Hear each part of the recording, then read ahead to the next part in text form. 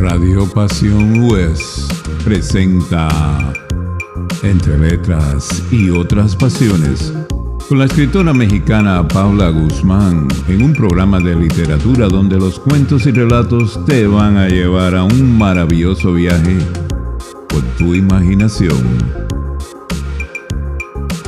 Solo aquí en Radio Pasión US, seduciendo tus sentidos.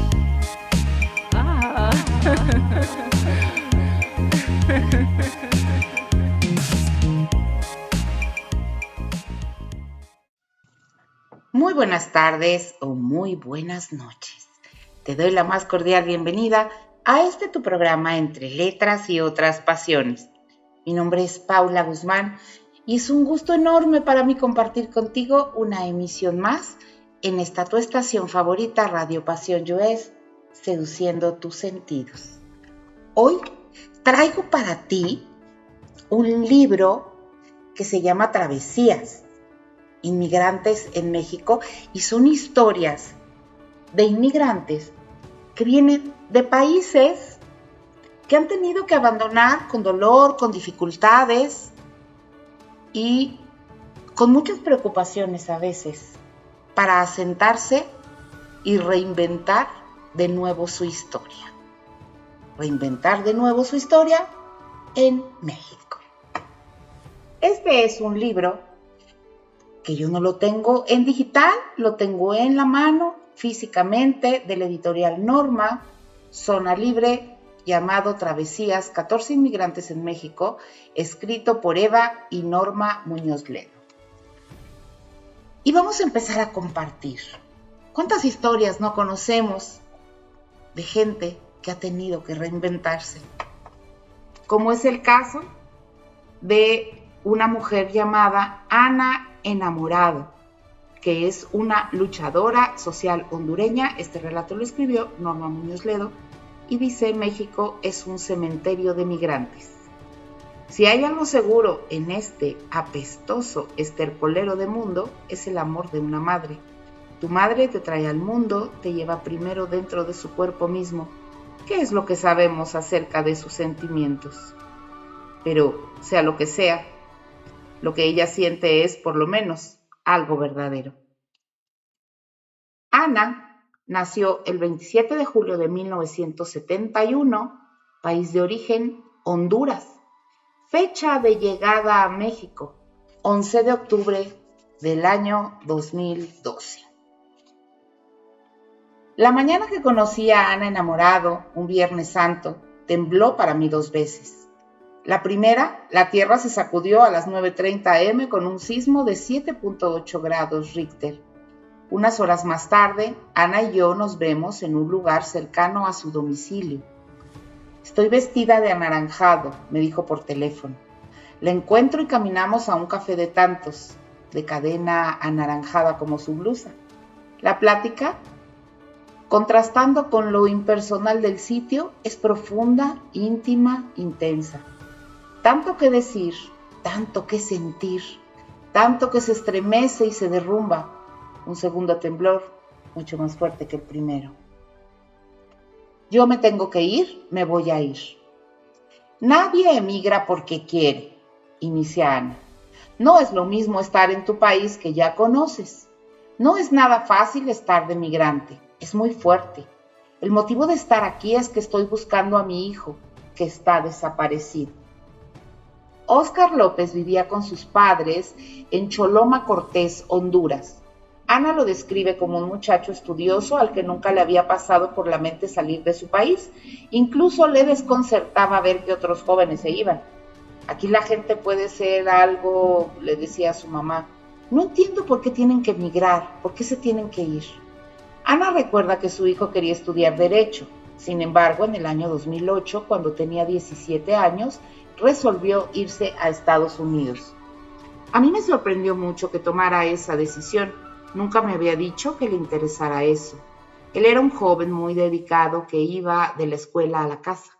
En ese tiempo había mucha tensión en mi país por el crimen organizado y las bandas, las maras. Fue un año de mucho peligro. Teníamos miedo de salir a la calle, pues grupos de personas encapuchadas levantaban a los jóvenes y se los llevaban. Al otro día aparecían muertos. Óscar salía de la escuela en la noche y tanto él como yo teníamos miedo de que le pasara algo. Muchas veces decían que las cosas malas le ocurrían a personas que andaban en malos pasos, en bandas, pero también le pasaban a gente inocente, a veces por equivocación. Además, en la casa vivíamos una situación de violencia con su papá. Todo eso lo motivó a decidirse. Un día me dijo: mamá, yo me tengo que ir, me voy a ir. La verdad, yo veo mucha violencia aquí, no podemos salir ni a la esquina, por el miedo a que nos vaya a pasar algo. Y mi papá nunca me deja hacer nada. Su papá tiene carácter muy fuerte, no se puede ni hablar con él. Mi hijo no le tenía confianza para nada, era como si solo tuviera mamá. Todo me lo contaba a mí y yo hice hasta lo imposible para quitarle la idea de la cabeza. Pero él me decía: déjame ir, si ustedes no se ponen de acuerdo conmigo voy a tener que irme a escondidas si no quiero hacer eso. Óscar salió de Honduras en el año 2008. Vino con unos vecinos suyos, coyotes que traían gente a México. Aquí esperaría la llamada de su tío que vivía en Austin, Texas. Él le había prometido enviarle dinero para pagar a otro pollero que lo pasaría a Estados Unidos. Óscar esperó un mes la llamada, pero nunca llegó. En ese tiempo yo esperaba que él reflexionara y regresara, pero no quiso, cuenta Ana. Decía que ya había perdido el año escolar. La verdad es que ya se le había metido en la cabeza la idea de irse. Nos dio mucho miedo que quisiera pasarse el solo, como hacen muchos. Sabíamos que es muy peligroso. Su papá y yo juntamos el dinero y se lo mandamos a otro tío suyo, por el lado de su papá que vive en Estados Unidos, para que él pagara el coyote. Fueron, si bien recuerdo, $2,000. Óscar me contó que cuando ya estaban en la frontera, el coyote huyó porque la migra los descubrió y los dejó solos. Los que pudieron se echaron a correr y a los que no, los atraparon. Mi hijo logró pasar. Había hecho un amigo durante el viaje. Su mamá vivía en San Antonio. Ella fue a recogerlos ya que habían pasado la frontera y los llevó a su casa. Óscar me habló desde ahí, me dijo que se encontraba bien y me pasó a la señora, que fue como un ángel en el camino. Estuvo algunos días con ella, pero no podía tenerlo por mucho tiempo. Por el momento está bien. Después se fue con mi hermano, el que vivía en Austin, el que había prometido ayudarle cuando llegara, pero le ofrecieron trabajo en otro lado. Se fue y lo dejó solo. En ese momento Óscar conoció a unas personas de Jalisco que le ayudaron de alguna manera, pero él no sabía quiénes eran. Yo hablaba mucho con él por teléfono y nunca me platicaba que sufría. Siempre me decía que estaba bien porque sabía que yo me preocupaba muchísimo. Sé que estuvo viviendo con esas personas. Nunca supe quiénes eran, cómo se llamaban o a qué se dedicaban. Un año después me habló diciéndome que ya estaba en México. Le pregunté por qué se había ido sin avisarme y me dijo: mamá, fue una decisión que tomé así, de repente, porque un amigo vino para acá y aproveché para venirme con él. Luego me voy de regreso a Honduras. Me dijo que conocía a su familia, gente tranquila, que estaría 3 meses ahí y luego se regresaba. A mí la verdad me entró una inquietud. Me dio no sé qué. Sentí de inmediato que pasaba algo raro. Después de eso, 1 mes o 2, no recuerdo bien, recibí una llamada de un hombre que me informó que Óscar había chocado una camioneta y que yo tenía que pagar los daños. Según me dijo, era de una persona con discapacidad que necesitaba el vehículo para moverse. Yo quería saber cómo estaba Óscar y me lo comunicó. Mi hijo confirmó lo dicho por este hombre, que había sido un accidente, que no me preocupara y que por favor pagara el choque. Me pedían 15,000 pesos. Yo de inmediato lo escuché muy diferente. Sentí que eso no era cierto, que había alguien ahí con él cuando hablaba conmigo, porque a todo lo que yo le preguntaba sus respuestas eran sí o no. ¿Estás bien? Sí. ¿Estás seguro? Sí. Le pregunté quiénes eran las personas de esa familia, cómo lo trataban y solo me decía que bien, pero no me platicaba como él solía hacerlo. Él siempre me contaba lo que hacía y bromeábamos por teléfono y en ese momento todo era diferente. Yo sentí que mi hijo era otro, que algo pasaba. En la angustia no sabía qué hacer. Yo estaba lejos, si hubiera estado ahí hubiera sido distinto. Le dije al Señor: en este momento no tengo el dinero para podérselo enviar. Me dijo: no sé cómo le va a hacer, pero consígalo. El hombre no fue grosero, pero tampoco amable. Al final volví a preguntarle si Óscar se encontraba bien y me contestó, sí, por el momento está bien. Yo lo sentí como una amenaza. Le pedí que me tuviera paciencia, que iba a conseguir el dinero. Me tardé algunas semanas en ese tiempo, pude hablar con Óscar varias veces. Me dieron 4 números de teléfono, pero solo contestaban en uno. Siempre me decían que llamara en 10 minutos para que fueran por él. Cuando contestaba, yo no lo sentía tranquilo ni confiado, sino vigilado. Me dijeron a nombre de quién tenía que enviar el pago y lo mandé en 2 partes por Dinero Express. Una vez lo retiró el dueño de la camioneta, el siguiente envío lo retiró su papá. Tengo el nombre y apellido de los dos. Cuando acabé de pagarles, ya no me comunicaron con Óscar. Cada vez que le hablaba me decían que no estaba ahí o que estaba trabajando. Un día me contestó una joven y me dijo que Óscar no se encontraba. Yo le pregunté si lo conocía y me dijo que sí, pero que hacía mucho no lo veía. Por los envíos de dinero supe que estaba en un lugar de Jalisco que se llama El Carrizo. Pasaron como 2 meses. Un día de enero del 2010, Óscar me llamó y me dijo que no me preocupara, que él se encontraba bien, que ya no estaba en ese lugar sino en otro, que parecía una isla, y me dio un número para que le llamara. Esa fue la última vez que hablé con él, porque en ese teléfono nunca me contestó. Yo seguí llamando al número de antes sin tener suerte, hasta que un día me contestó el hermano del dueño de la camioneta. Me dijo que Óscar ya no estaba allí, que se había ido a Puerto Vallarta con unos amigos. Ahí me preocupé mucho. ¿Qué podía hacer? Busqué asesoría con gente de mi país, envié toda la información que tenía, fotos de él, los nombres y teléfonos de estas personas al padre Solalinde, a la cónsul de Honduras, que en ese tiempo era Patricia Villamil, y no tuve respuestas. Yo estaba muy deprimida, no tenía ganas de hacer nada, no quería luchar por nada. Su papá, cuando me veía llorando, me decía, debes esperar, él te va a llamar, algún día te va a llamar.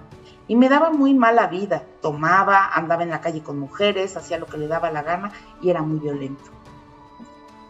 Ana abunda sobre el carácter de su esposo. A veces castigaba muy fuerte a Óscar y le pegaba. A mí también en ocasiones llegó a golpearme. Viví 23 años con él, toda una vida. Yo le tenía miedo. Quise separarme cuando Óscar estaba chiquito y me decía, te vas, pero al niño no te lo llevas. Y si te lo llevas voy a buscarlo y me lo traigo. Cuando le dije que me venía a México por unos meses para averiguar dónde estaba mi hijo, amenazó con matarme a mí o a alguien de mi familia, hasta que un día me atreví. Que ese hombre haga lo que quiera, yo me voy. Y hasta el momento no ha hecho nada. Eran puras amenazas. Cuando llegué aquí, estaba muy traumada. De hecho, todavía estoy recibiendo apoyo psicológico de Províctima. Huí de mi casa en agosto del 2012.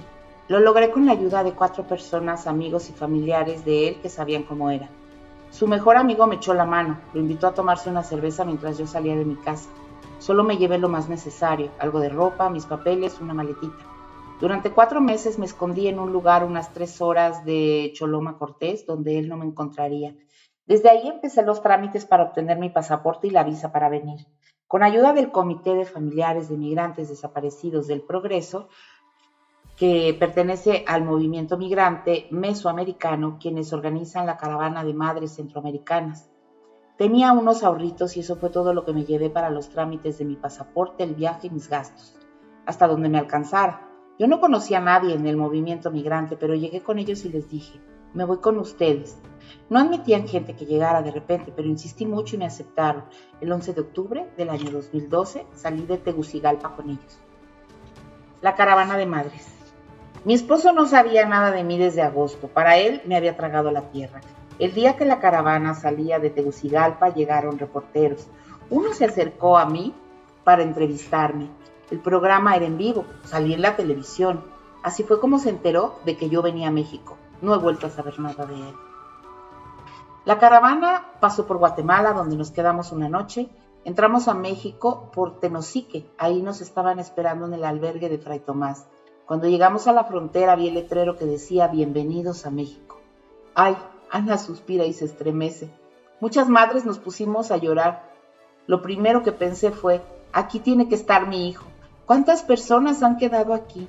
Unas que se sabe qué pasó con ellas y otras que no se sabe qué pasó con ellas. Aquí huele a sangre de centroamericano. Llegamos el 15 de octubre, recorrimos 19 estados y ese año hubo 6 encuentros de madres con sus hijos. De la caravana anterior queda información, datos y pistas y la gente que trabaja con la organización investiga y cuando se localiza a alguien se programa el encuentro para el siguiente paso de la caravana. Ver a las madres abrazar a sus hijos e hijas fue muy bonito, me motivó mucho. El recorrido terminó el 3 de noviembre y el grupo regresó a Centroamérica. Yo ya había hablado con personas del movimiento y con personal de migración. Les planteé mi caso, les dije que al salir de mi casa me había hecho una promesa, que no regresaría sin mi hijo, y me ayudaron con los trámites necesarios para que pudiera quedarme.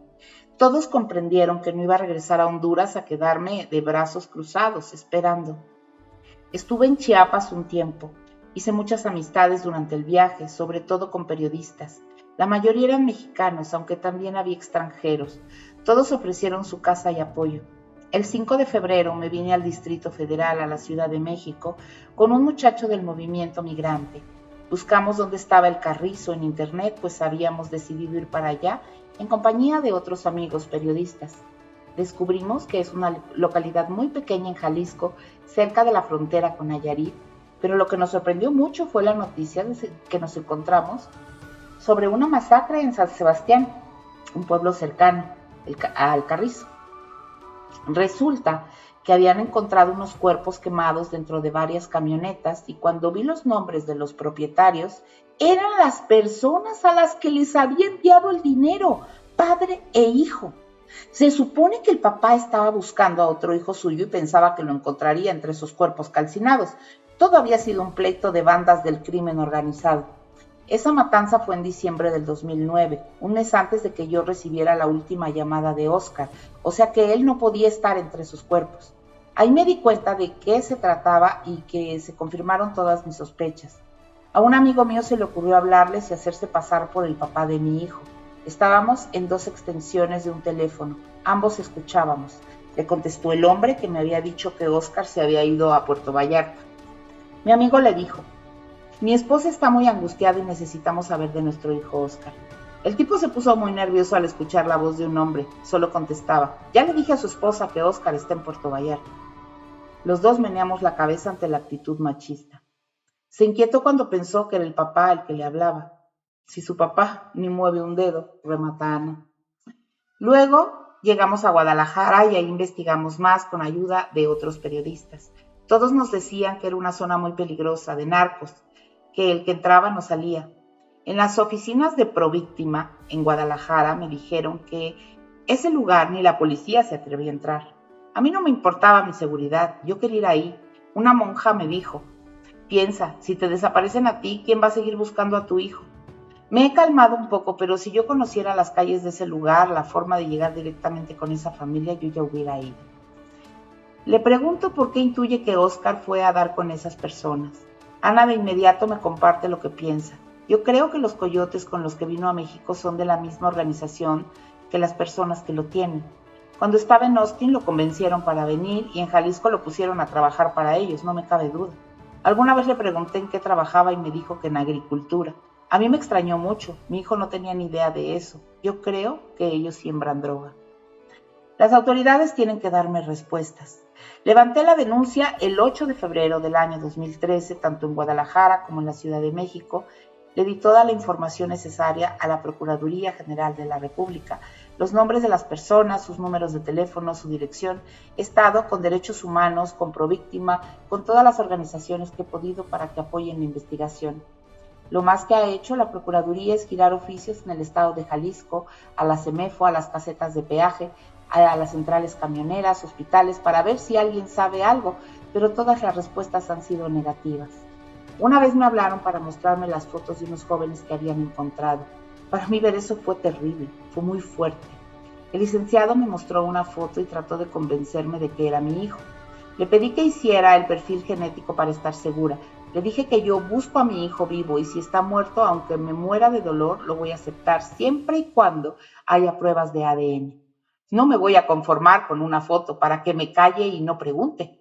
Eso es lo que ellos quieren. Si tengo esa prueba me largo de aquí, pero antes no. Lo que me tiene en este país es mi hijo. No me voy a mover de aquí hasta que lo encuentre. a eso vine.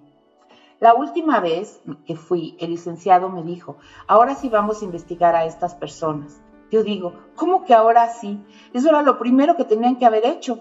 Tienen la denuncia hace más de un año y no han investigado nada. Ya no sabemos si esas personas siguen ahí. Ana guarda silencio, un silencio enojado y luego continúa. Ustedes no pueden hacer nada porque tienen miedo o están coludidos, les digo, y se enojan, pero de alguna forma las autoridades son culpables porque entre más tiempo pasa es más difícil. Aunque no les guste, van a seguir viéndome en estas oficinas y escuchándome por teléfono. En Províctima me asesora otro abogado, una muy buena persona. Él ha hecho cosas por su parte con sus amigos para ayudarme. En Jalisco hay otro licenciado, también muy buena gente. Los que no han hecho nada son los de la Procuraduría General de la República. Las autoridades llegan al absurdo. Tiempo después de mostrarle la foto de aquel muchacho sin vida, de haber querido convencerla de que era su hijo, le enseñaron otra foto. Esta vez se trataba de un joven que tenía 14 años en 2005 y que aparecía en sus registros con 2 nombres, uno de ellos homónimo de su hijo, Óscar Antonio López. Ese chico fue deportado ese mismo año a Honduras. De nuevo intentaron convencerla que era su hijo. Ella se molestó mucho, dijo, eso es ridículo, en esa fecha Óscar estaba en mi casa estudiando, no salía ni a la calle, que iba a estar en México. El abogado sugería que ese muchacho había conocido a Óscar en la escuela. Yo que usted investigaría, le dijo a Ana. ¿Qué voy a investigar si yo sé que mi hijo vivía conmigo en mi casa en ese momento? Es absurdo. Le pregunto a Ana qué hace para mantenerse y me cuenta. Mi trabajo es de medio tiempo para poder moverme entre la Procuraduría y las organizaciones. No vine aquí a trabajar en Honduras, yo tenía una tienda de abarrotes. Mi objetivo es encontrar a Óscar. Obviamente tengo que hacer algo aquí para sobrevivir. Trabajo por las tardes, 5 horas diarias en una tienda que vende vestidos para novias y quinceañeras, ganando muy poco, 600 pesos a la semana. Además estoy preparándome, quiero estudiar Derecho porque cuando no sabes nada, las mismas autoridades se aprovechan de ti y hacen lo que les da la gana. Me gustaría defender la causa de las madres cuyos hijos están desaparecidos. He visto su sufrimiento muy de cerca. Los muchachos, la mayoría hombres, salen de mi país porque hay mucha pobreza y son maltratados al pasar por tierras mexicanas. No vienen haciéndole daño a nadie, solo buscan una vida mejor en Estados Unidos y para llegar allá tienen que pasar por aquí. Me parte el alma ver esos albergues llenos de gente, hasta niños, me duele tanto. Los albergues están cerca de las fronteras, a las orillas de las vías del tren, de la bestia. En ellos hay mucha gente solidaria que les da agua y comida. Cuando veo las noticias, la semana pasada mataron a un joven hondureño. Le dispararon y lo aventaron del tren porque no tenía dinero para pagar lo que les cobran por subirse a la bestia, que son $100. Lo primero que pienso es en su madre, en lo que sentirá esa mujer cuando reciba la noticia. O si ese joven no tiene identificación, ¿cómo se va a enterar? ¿Va a esperar la llamada de su hijo? ¿Y quién le va a llamar si ya no está? Ana llora y yo con ella. Yo también soy mamá. Nos tienen que escuchar porque somos muchísimas madres, declara Ana, y tiene toda la razón. Los movimientos de madres han sido muy fuertes. Las madres de los desaparecidos en el movimiento del 68 aquí mismo, o las de la Plaza de Mayo en Argentina. ¿Quién se atreve a no darle importancia a la voz de una madre? Esto es algo natural, biológico. En el caso de cualquier mamífero, la mamá es absolutamente agresiva y feroz cuando atacan a su cría. ¿Cómo nos vamos a quedar calladas nosotras? Una madre es capaz de cualquier cosa por sus hijos, exclama enojada y arremete. Cuando veo que las mismas autoridades maltratan a los jóvenes, me da un coraje. Es indignante. Si yo tuviera enfrente a los tipos que le hicieron algo a Óscar, yo no sé qué haría. Ana continúa. Me asombro de la fuerza que tengo, porque yo nunca pensé soportar eso. Me casé muy chiquita, apenas cumplí los 18 y quedé embarazada. Desde ese momento fue pura felicidad. Para mí significa todo en la vida. Fue el tesoro más grande que Dios me dio. Desde el momento en que nació yo no me desprendía ni un minuto de él. Cuando me fui a trabajar él tenía 2 años y medio, quería darle lo mejor que yo pudiera y que no le faltara nada. Busqué una persona que lo cuidara en casa, nunca lo dejé en una guardería. En mi país existen personas que cuidan a los niños en sus hogares y muchas mamás hacen eso. Los despiertan temprano, los llevan y luego se van a trabajar. Yo no quise eso, yo no quería despertarlo temprano, que durmiera. Conforme fue creciendo nos fuimos entendiendo cada vez más. Cuando él era un adolescente tuvo su momento de rebeldía, pero fue pasajero. Siempre teníamos buena comunicación. Cuando yo llegaba de trabajar me estaba esperando. Me contaba todo lo que pasaba, lo que hacía en la escuela. Yo también le platicaba mis cosas. Siempre me recibía aunque fuera con un vaso de agua o me esperaba a media calle y nos íbamos abrazados o tomados de la mano. Aunque sé que los sentimientos de Ana hacia México son ambivalentes, suelto la pregunta. ¿Qué es México para ti, Ana? Me mira muy seria y mueve la cabeza. Híjole, México es un cementerio de migrantes. Yo lo veo así, como un cementerio de migrantes. Sus ojos se llenan de lágrimas y los míos también. Es mi país y lo que ella dice me duele, por verdadero. Afortunadamente hay mucha gente buena, mucha gente linda, pero también hay quienes no se tocan el corazón para hacerle daño a las personas y sacan coraje con los inmigrantes, que es una población muy vulnerable. Los secuestran, los torturan, los matan a sangre fría, como si fueran perros. Caminamos entre tierras mexicanas y no sabemos si estamos pisando los cuerpos de nuestros familiares porque donde quiera dejan los cuerpos tirados. Veo tantísimas madres, muchas también mexicanas, que están buscando a sus hijos y yo digo, ¿dónde estarán? Esta gente hace cosas y no piensa en el dolor de las familias. Ellos secuestran a una persona, la torturan, le están afectando también a sus seres queridos. Todo ese sufrimiento, todo ese dolor termina con las familias, las destruye porque hay muchas madres que mueren de angustia. Ana se detiene y respira profundo. Coincido con ella. ¿Cómo puede una mujer estar en paz sabiendo que uno de sus hijos está desaparecido o peor? También he conocido gente muy noble. Continúa Ana, por ejemplo, las amigas con las que vivo. No me siento sola, pero me pongo a pensar en la gente que llega aquí sin nadie. Ahora están los albergues, el del padre Solalinde en Ixtepec, el de las patronas en Veracruz o el del padre Tomás en Tenosique, hay más en Chiapas. Toda esa gente que se ha unido para ayudar a los migrantes con ropa, comida y asesoría, pues hubo un tiempo en que no había nada de eso. Mi familia no me respalda, ellos no quieren que esté aquí, mis hermanos se preocupan mucho por las noticias que se escuchan de este país, me presionan para que regrese y no me apoyan para nada, al contrario. Uno de ellos me habló hace una semana y se puso muy pesado, me dijo que yo estaba perdiendo el tiempo aquí, que no iba a ganar nada, en lugar de estar allá trabajando. Me dio mucha tristeza, por eso evito hablar con ellos, la única persona que tiene mi hijo soy yo y yo a él. Tengo otra pregunta y de nuevo intuyo la respuesta. Con cierta aprensión le cuestiono. ¿Qué te ha dado México? Ana suelta el aire. No me ha dado, al contrario, me quitó lo que más quería, me quitó todo, me quitó mi vida. No odio a la gente para nada, pero sí pienso que este país ha destruido mi vida. Ana disuelve en lágrimas la certeza de sus palabras y suspira.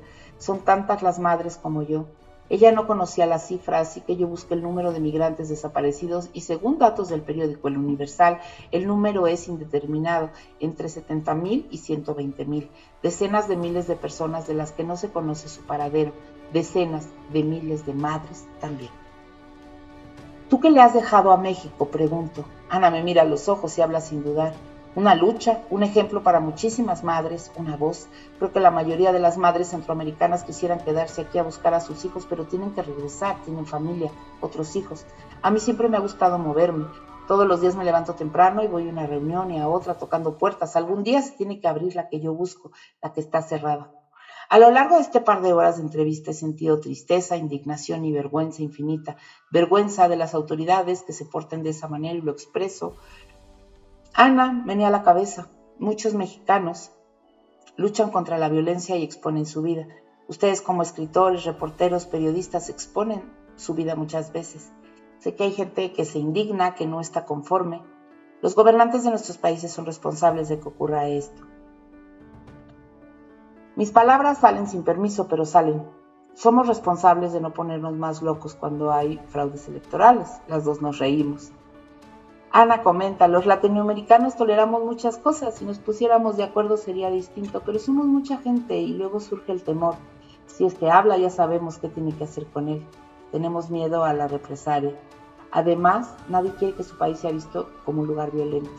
Cuánto quisiera que en Honduras no hubiera violencia, que pudiéramos vivir tranquilamente, que no hubiera machismo ni maras. Cuando dicen que mi país es violento me da mucha vergüenza porque es una realidad. También es cierto. Hay sudamericanos y centroamericanos que vienen a México y organizan bandas y se dedican a tráfico de personas. Sin embargo, en todos lados hay gente buena y gente mala. No todos los migrantes vienen a eso. Sostengo la mano de Ana en la mía y le agradezco haber compartido su historia conmigo. Le digo que hacer este libro me ha permitido ver que cada persona es un universo.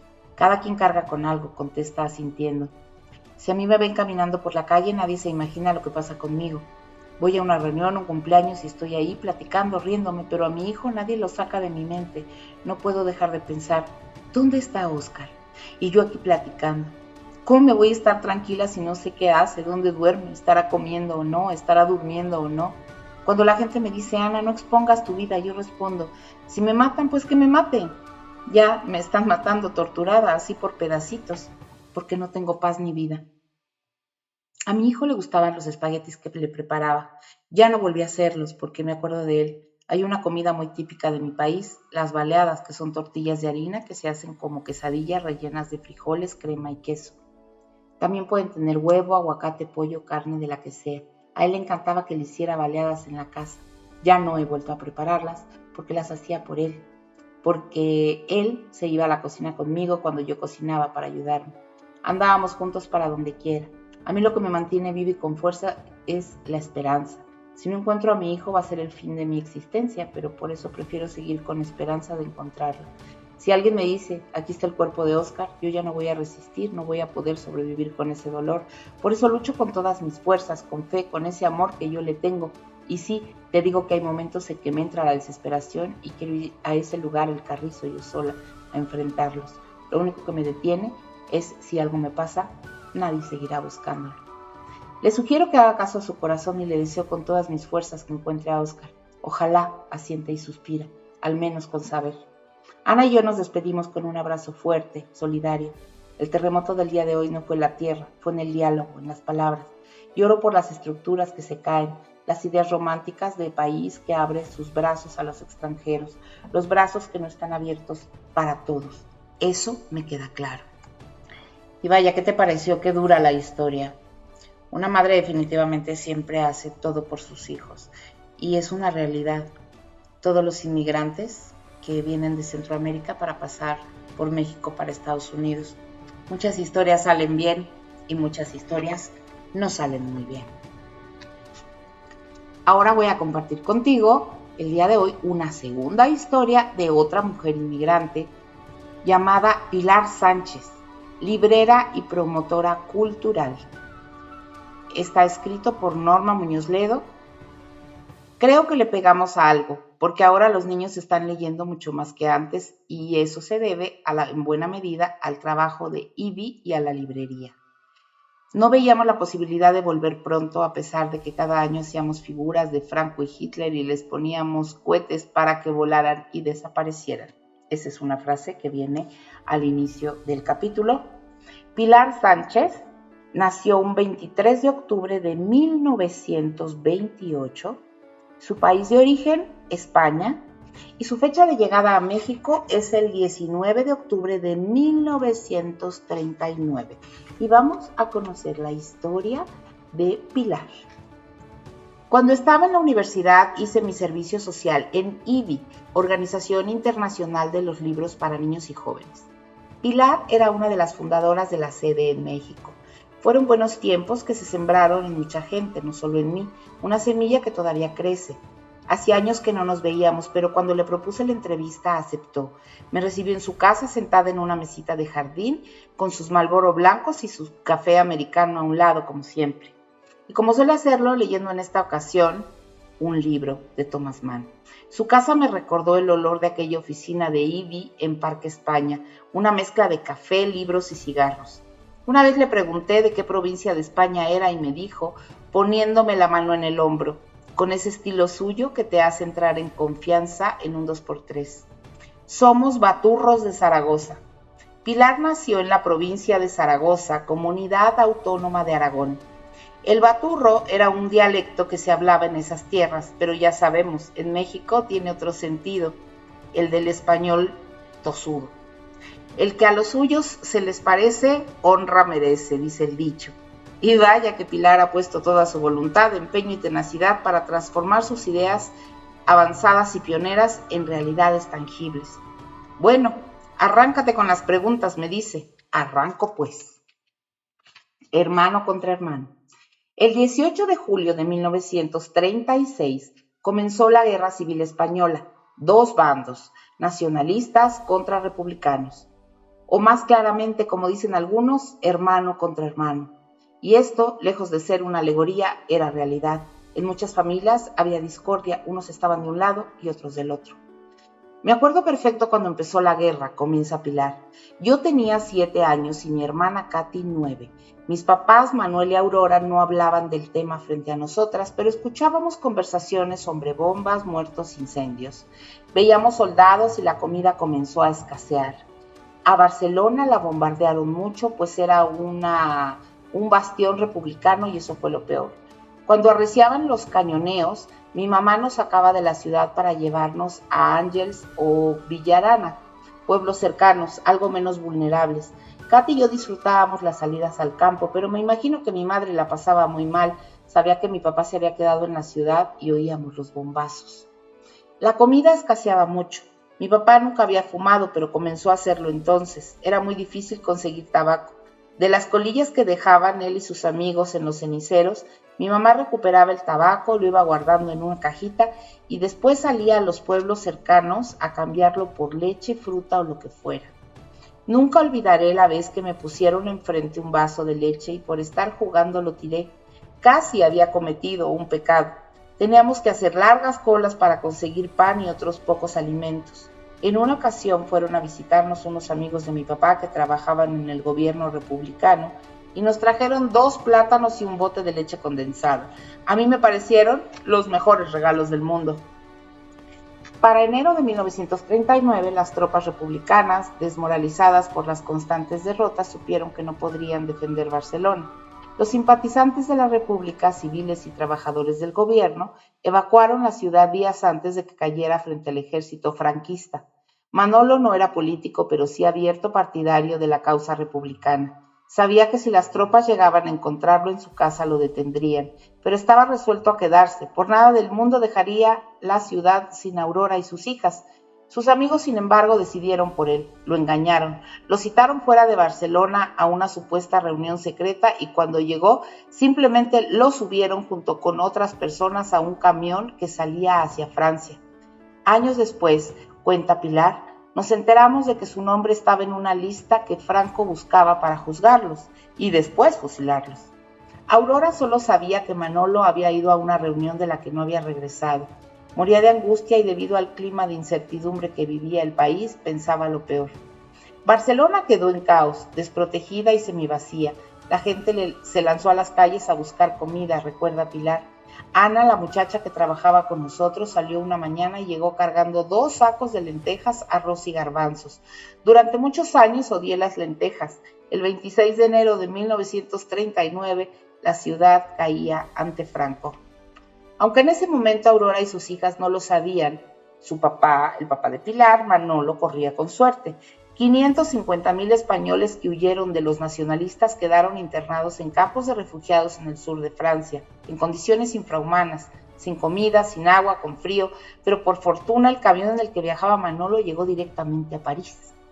Sin noticias y sin saber qué hacer, Aurora envió a Pilar y a Katy de regreso a la escuela. Recuerdo esto como si fuera una pesadilla. Cada vez que pasábamos frente a una foto de Franco en la escuela, en el cine, en la calle, teníamos que saludarlo con el brazo en alto y cantar el himno de la Falange, recuerda Pilar. Ni ella ni su hermana saben cómo ni cuándo fue que su mamá se enteró de que Manuel estaba en la ciudad Luz, sano y salvo, y que en cuanto pudiera tomaría un barco hacia Nueva York.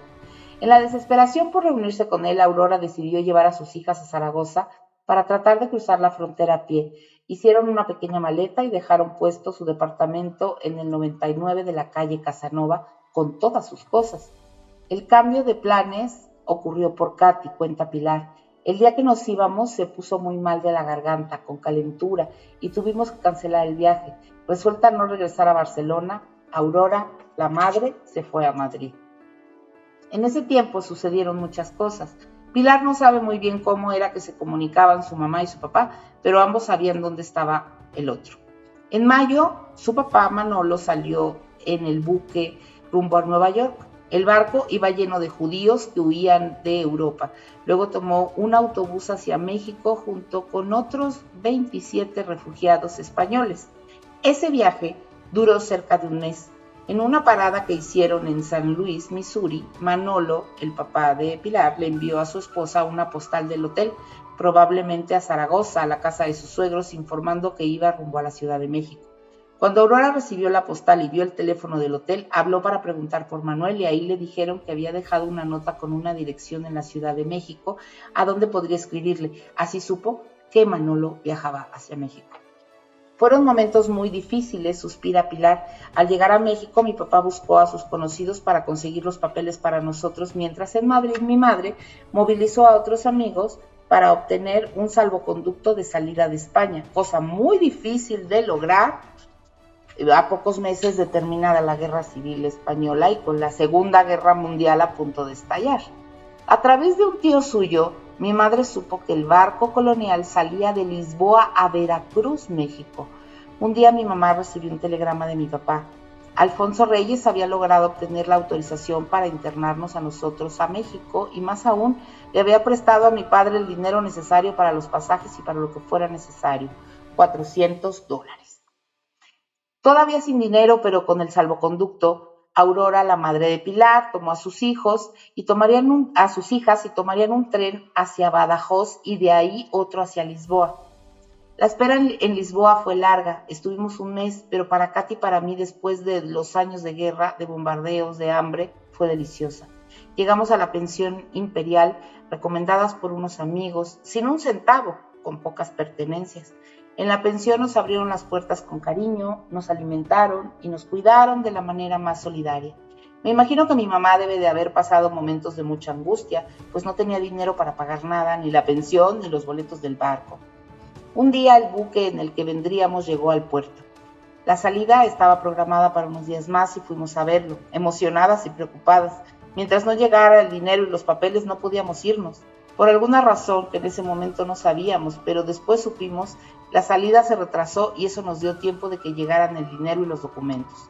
Mi mamá pagó los boletos y nos compró un vestido a cada una. Qué buena falta nos hacía. La noche antes de embarcar nos llevó al cine a ver una película de Shirley Temple y para hacerlo en forma estrenamos los vestidos y fuimos en taxi.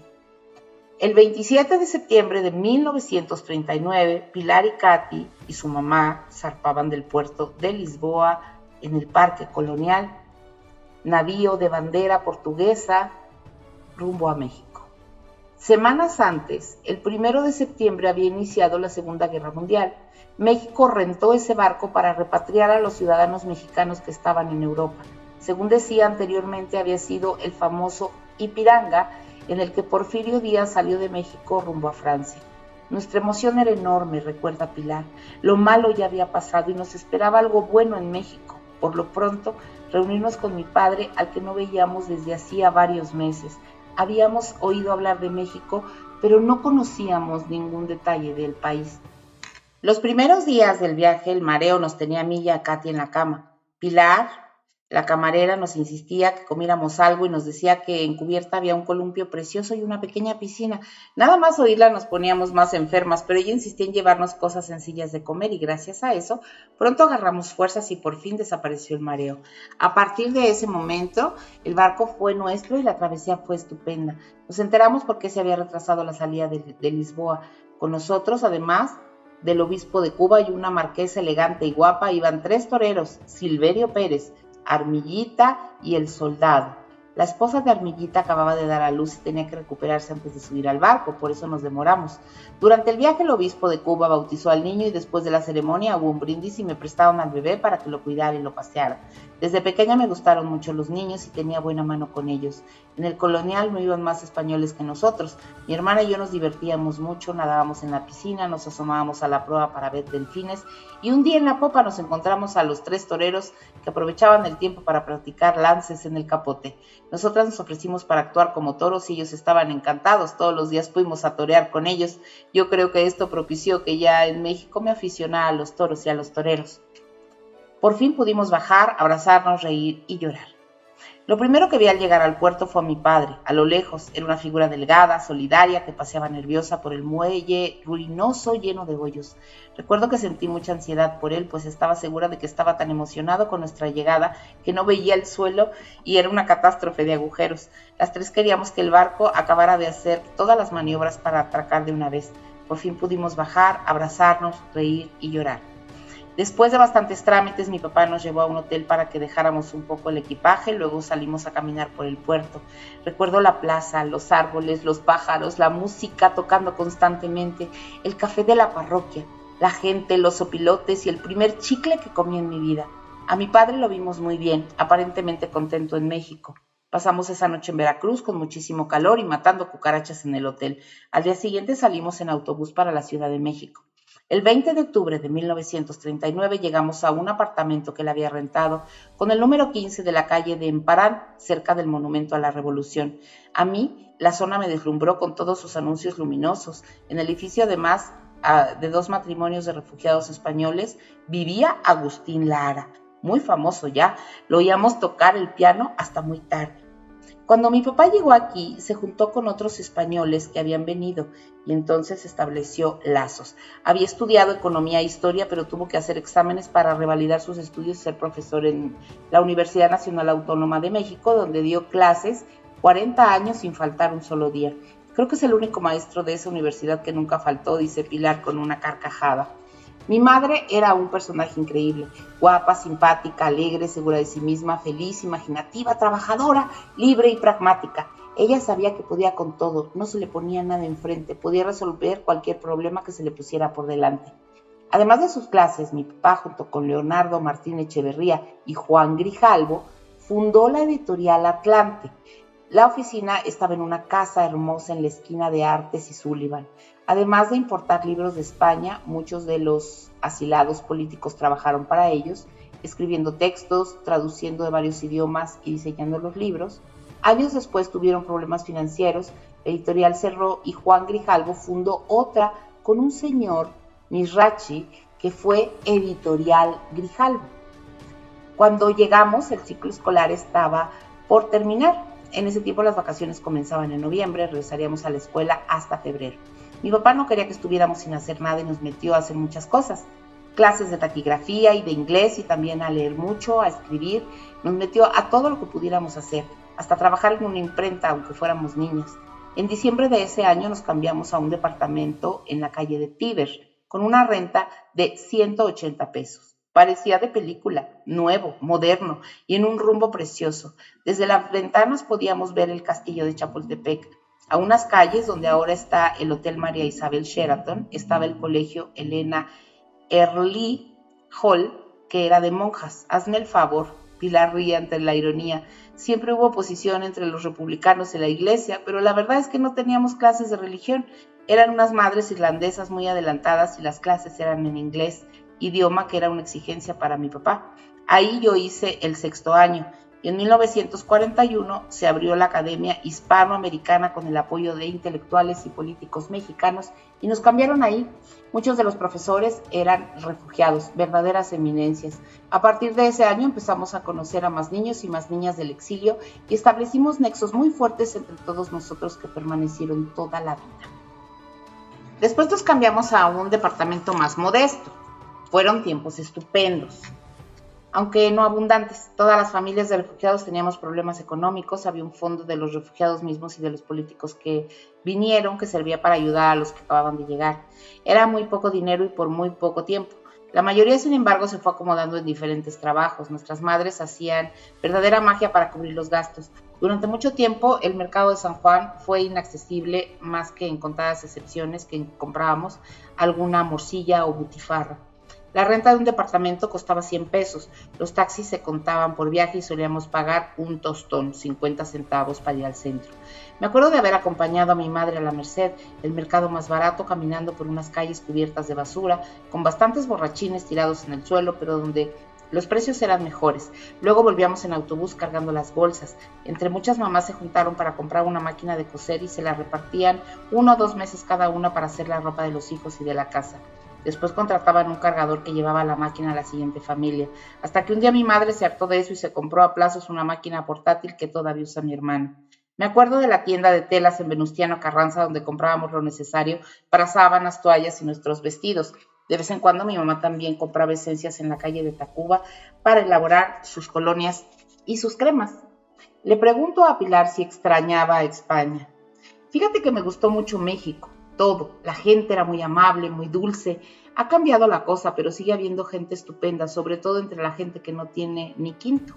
Claro que nos acordábamos porque dejamos mucha familia, tíos, tías y abuelos. Nos escribíamos cartas que tardaban meses en llegar y a veces eran difíciles de leer, pues por temor de que las abrieran, las escribían en clave. Por ejemplo, contaban: la tía fulana está mal, no quiere comer ni salir de casa. Con eso ya sabíamos que la situación, la comida y el miedo eran terribles. Estando acá nos enteramos de la muerte de mi abuelo, padre de mi padre, y de mi abuela, madre de mi madre.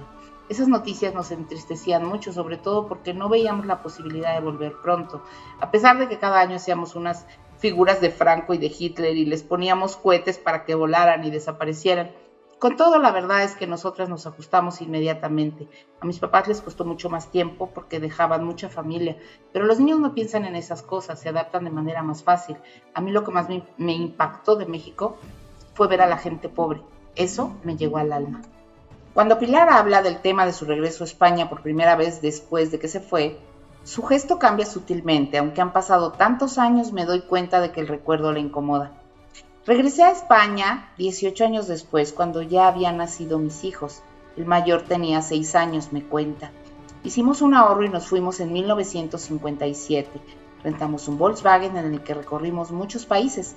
Íbamos por Francia, rumbo a la frontera con España, y vi un letrero que decía: 2 kilómetros a Irún.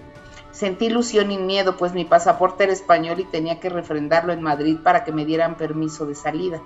Un amigo de mi papá nos ayudó y no tuvimos problema, pero al llegar a la frontera creí que me moría. En lugar de decir que me llamaba Pilar, dije que era Carmen. Luego llegar a Zaragoza y a Barcelona. Pilar suspira.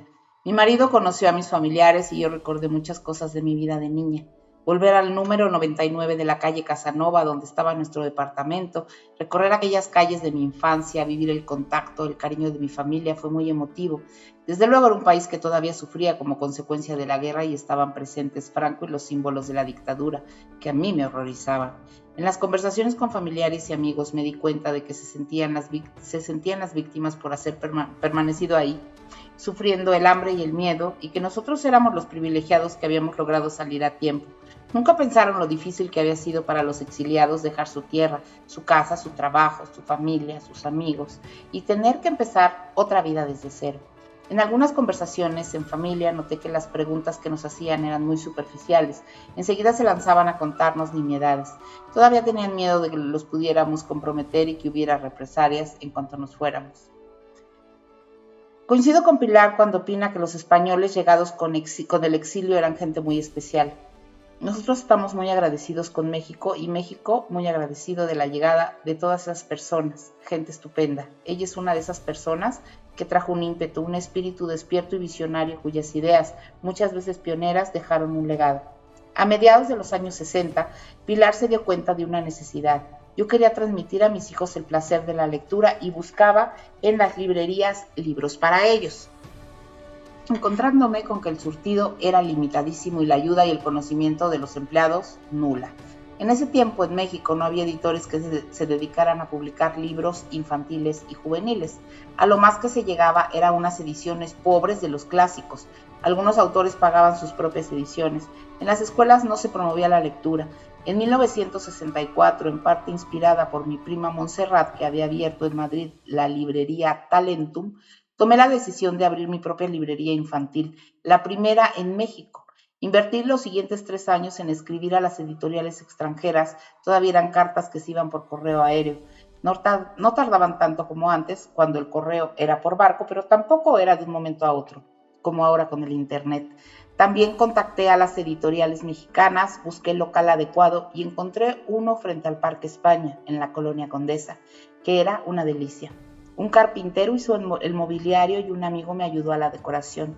Teníamos una mesa pequeña con sillas donde se podían sentar los niños para hojear los libros. En 1967, Pigom, por su nombre de casada, Pilar Gómez, abría sus puertas en el número 13 de Parque España. Fue una aventura real en México de aquel entonces, y quizá en el actual también, ríe Pilar y continúa. Era un lugar lleno de luz y color que animaba a la gente a entrar. Los libros estaban distribuidos en estantes más o menos por edades para que los clientes pudieran verlos libremente y hacer su elección. Si querían orientación, se la dábamos. Los primeros meses no vendimos nada, pero poco a poco se fue afianzando. Para cuando tuve que cerrarla, ya podía mantenerse sola. La gente que venía a Pigom eran papás que querían despertar en los niños la afición por la literatura. Teníamos club de lectura para niños, que ya eran lectores, y la hora del cuento para los prelectores, donde se les leía en voz alta. También comenzamos a llevar a ferias, a escuelas, y estuvimos en más de 100. Actualmente eso es muy común, pero en los años 70 era insólito. En esas andanzas conocí a la bibliotecaria de la Escuela Moderna Americana, Carmen García Moreno, con quien tuve una relación de trabajo y amistad por muchos años. Los libros que vendíamos eran importados de Estados Unidos, Francia, España e Italia. Para comprarlos en los viajes entraba a las librerías a las que me orientaran en donde podía conseguirlos. Ya que tuve el contacto de los editores, me mandaban sus catálogos, les escribía cuáles quería, les enviaba el dinero y ellos los libros. En 1982 tuve que cerrar la librería. Con la devaluación del peso y la nacionalización de la banca, fue imposible que siguiera importando los libros necesarios para tener el surtido por el que era reconocida Pigom, y la cerré. Yo lloraba y la gente que iba a la librería también. Me decían, usted puso esto y esto se tiene que quedar aquí. ¿Dónde vamos a encontrar los libros? Los editores también lo sintieron mucho, me mandaron unas cartas, no sabes, todavía las tengo por ahí. La amistad entre Pilar y la bibliotecaria Carmen de García Moreno fue larga y fructífera. A finales de los 70, Carmen viajó a la Feria del Libro Infantil y Juvenil de Bolonia, Italia. Ahí supo que existía el International Board on Books for Young People, IBI, la organización mundial que se dedica a fomentar la lectura y los buenos libros para niños. De regreso a México se reunió con Pilar y le propuso formar la sección mexicana. Tenían que buscarle un nombre, pues ahí no podía llamarse IBI. Eran los tiempos del presidente López Portillo, el apogeo del nacionalismo, del mexicanismo. Hoy hasta la comida para gato está en inglés, pero en aquellos años todo lo que estuviera en ese idioma estaba mal visto. En México fue la Asociación Mexicana para el Fomento del Libro Infantil y Juvenil. Por años, la oficina de IBI fue el segundo piso del local del Parque España donde estuvo Pigom, la librería que tenía Pilar antes. Ahí se organizaban reuniones cada jueves donde surgían todo tipo de ideas para fomentar la lectura. Una de las más importantes fue la de organizar una gran feria de libros para niños. Pilar y Carmen fueron a proponérselo al secretario de Educación Pública, Fernando Solana, quien les dio su apoyo y les prestó la parte exterior del Auditorio Nacional. En 1981 se celebró la primera Feria Internacional de Libro Infantil y Juvenil, la hoy famosa FILG. A partir de ese momento se movieron muchas cosas. Los editores se dieron cuenta de que había un público y pensó en capacitar a los escritores, ilustradores y editores. Pero el fomento a la lectura requiere mucho trabajo y el equipo de IBI seguía generando ideas. En 1988 organizó el primer taller de animación a la lectura impartido por Montserrat Sarto, la prima de Pilar, y un equipo de expertas que venían de España. Montserrat había desarrollado este método, lo había puesto en práctica en su librería y además de efectivo, era muy reconocido en España. Gracias a los talleres que se llevaron a cabo durante 4 años consecutivos, el método se dio a conocer. Desde entonces, cientos de escuelas y bibliotecas han utilizado la animación para generar el gusto por la lectura en los niños. Pilar me mira seria y me dice, creo que le pegamos a algo porque ahora los niños están leyendo mucho más que antes y eso se debe en buena medida al trabajo de IBI y a la librería. Cuando le pregunto qué es México para ella, me dice, es mi hogar, me encanta la ciudad, el tráfico es horrible y no tiene solución, pero a México yo lo adoro. No tengo la menor idea de si hubiera hecho en España lo que hice aquí. Tengo que reconocer que Montserrat, mi prima, lo hizo, pero a mí en México me han dado todo. Una vez mi marido tuvo una ocurrencia, una comida con amigos. Memo me dijo que él pensaba que le debía a Franco el haberme conocido a mí. La esposa de un buen amigo, cuyo padre también era español republicano, se puso furiosa. No digas esas barbaridades, le gritaba. Mi marido se defendió. Lo digo porque es verdad. Eso fue hace más de 30 años, era la verdad. Lo sigue siendo y yo puedo decir lo mismo. Si no hubiera venido aquí, no hubiera tenido el marido que tuve, aunque se enoje la gente. Yo fui muy feliz con él. Y la ríe y me contagia de su risa. Yo me siento totalmente mexicana, aquí tengo muy buenas amistades, quiero muchísimo a México y también soy española. Después de muchos trámites espantosos, tengo las 2 nacionalidades. Yo no puedo menos que agradecer a México. El presidente Lázaro Cárdenas movilizó a su cuerpo diplomático, embajadores, cónsules y secretarios de las embajadas de Francia, Inglaterra y Portugal para que ayudaran a los exiliados españoles de manera digna y desinteresada. Cárdenas y Amalia, su mujer, nos acogieron fraternal y cariñosamente a nuestra llegada a México. Ella trabajaba como loca, era muy buena persona. Pero México hoy me da tristeza. No veo rumbo. ¿Cómo es posible que con tantas cosas a su favor, tanta diversidad, tanta riqueza, no podamos salir adelante? La corrupción, la injusticia, los líderes políticos, los partidos, ¿nunca podrán mejorar? ¿Estamos sentenciados a fracasar siempre? No lo creo. Cada vez veo menos salidas, pero todavía las veo. El encanto de la gente, de las culturas tan presentes, de los paisajes, de la gastronomía, me hacen reflexionar y llegar a conclusiones que a lo mejor son ilusorias, pero confío en ellas. Y a España la miro y pienso en esos 6 millones de desempleados que hay. Pilar menea la cabeza ante esa cifra polémica, reconocida, desmedida. Es poco más del 12% de la población en un país de 47 millones de habitantes. Hay gente con hambre allá, gente preparada, con carrera. Muchos se han ido a otros países de la Unión Europea y siguen viniendo españoles a México. Pilar es una persona que ha vivido toda la vida con humor, con gusto, con ánimo de trabajar, disfrutar y saborear los matices. Sí, ha vivido momentos difíciles, pero también a ello es capaz de encontrarle la risa. La guerra fue horrible, afirma con un suspiro y remata. Y ahora andan pensando otra vez en quitar al rey y en volver a una república. Hace los ojos hacia arriba y se ríe. Pilar deseaba quedarse en México el resto de su vida, sin embargo, su frágil salud motivó a sus hijos a llevársela a vivir a Madrid, donde reside uno de ellos. 3 meses más tarde, el 30 de noviembre del año 2014, Pilar falleció. Su huella y su legado quedan con nosotros. Ella está ahora con Memo, su marido, su mero mero, como solía decirle. Qué bonita historia de Pilar. Y vaya, dura, por supuesto, también, con dificultades bastantes. Pero bueno, aquí 2 historias que traje el día de hoy para ti, de inmigrantes, de 2 mujeres inmigrantes que vinieron a México. ¿Qué te parece que te espero la próxima semana? Y te cuento 2 historias de inmigrantes hombres. Te invito a que te suscribas gratuitamente en nuestro canal de Radio Pasión US en YouTube, para que puedas encontrar todos mis programas y mucho más contenido de mis compañeros también ahí de diferentes temas maravillosos. Me puedes encontrar a mí en las redes sociales como Paula Guzmán Autor. Y si quieres que lea algún relato, eres escritor, escritora y tienes algún relato que más o menos no rebase unas 6,000 palabras, que es el tiempo que puede durar el programa, con mucho gusto lo traigo para compartirlo con todos. Les dejo un besito. Hasta la próxima.